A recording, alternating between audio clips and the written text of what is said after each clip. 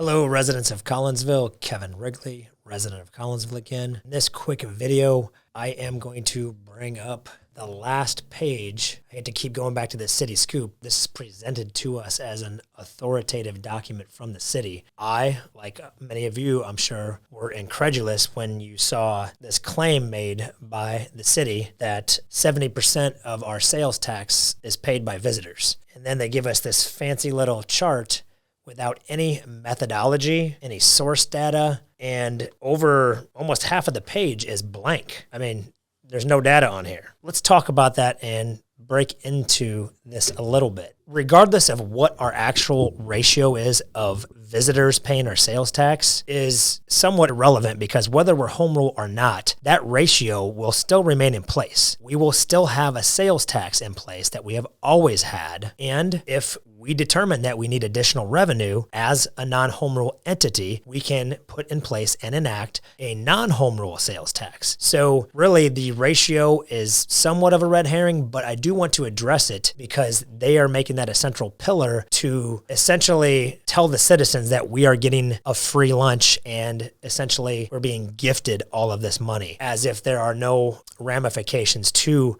having the largest sales tax in the region and being known for that, and people avoiding some of our businesses because of that and strategically shopping in other manners to avoid said sales tax. Let's just talk about total tax burden. So if we take the amount of the home rule sales tax and we use their figure, if we give them the benefit of the doubt and say that the residents are only paying 30%, again, which is highly dubious, that would increase your total tax burden by almost double. So if you look at the total amount of home rule sales tax and take 30% of that and then divide that by the number of households in Collinsville, you're going to have roughly around $12,000 per household that is paying that home rule sales tax. So if we were to back that number back into a $100,000 home, let's say, it would essentially be the equivalent of doubling your property tax rate. When you look at it in that regard, you can see how it actually increases total tax burden that you pay. And that would be if it was only at their 30% figure that they claim. So let's think about O'Fallon, for example. They just went through this exercise as well, because in December of last year, they doubled their home rule sales tax that they have. And when they were proposing that, they had come up with some different estimates and studies that they alluded to, where they claimed that they were getting 60% visitor sales and 40% resident sales. Again, I don't necessarily know that I 100% agree with that, because that also doesn't take into account the new 2021 law, which also applies all those local home rule sales taxes to your internet purchases, your Wayfair, your Amazon, your Target.com, et cetera, et cetera. So anytime you shop online, you're still paying those taxes as well. Did not take any of that into consideration. But again, giving them the benefit of the doubt and using their 40% figure, if we take their total home rule sales tax and take 40% of that and divide it by the number of O'Fallon households, in that particular case, that means the O'Fallon average household spends $28,000 per year per household. That's a big difference from the $12,000 per household in Collinsville. I needed to have another data point, so I went to the Bureau of Labor Statistics and looked up what the average was for the St. Louis MSA, which includes all the Metro East Illinois counties. And once you strip out all of the core and energy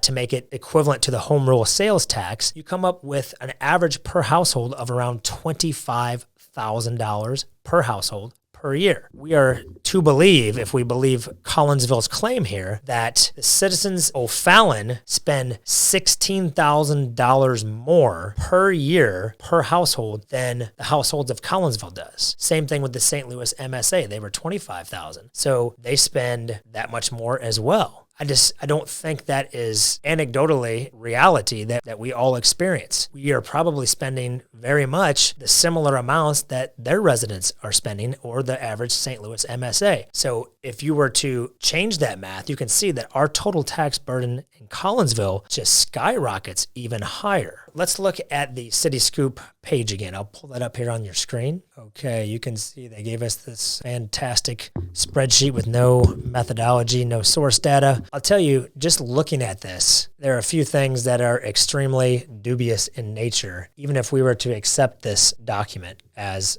legitimate. Those would include, but are not limited to, the highest visitor volume businesses on this report, Laura Buick, Drury, and Doubletree, and a majority of what gets sold at the Walmart Supercenter even are exempt from the home rule sales tax. They are irrelevant to even have on this particular report. In addition, this report includes 38 hand-selected businesses by the city manager. There are 744 licensed businesses in Collinsville. So how would this report differ if this purported chart looked at all of those businesses versus the hand-selected 5% of businesses that he selected? Another interesting thing is this column here is for the home rule sales tax total. You'll see it is $2.3 million of home rule sales tax. Well, if you go to the Illinois Department of Revenue for this same time period that he has here, July 21 to June 2022, this number is not 2.3 million. This number is actually much, much higher. It's in the $4 million range. So he's only looking at 41% of the reported revenue.